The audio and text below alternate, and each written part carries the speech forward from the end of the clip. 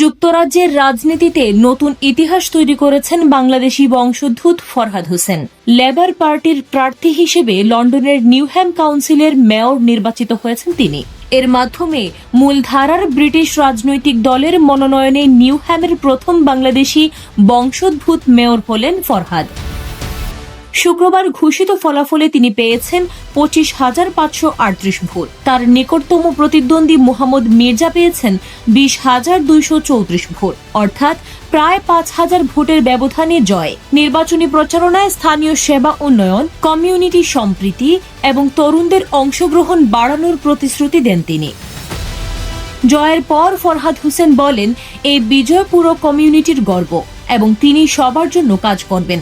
বিশ্লেষকদের মতে এই অর্জন ব্রিটেনে বাংলাদেশি কমিউনিটির রাজনৈতিক অংশগ্রহণে নতুন অনুপ্রেরণা হয়ে থাকবে।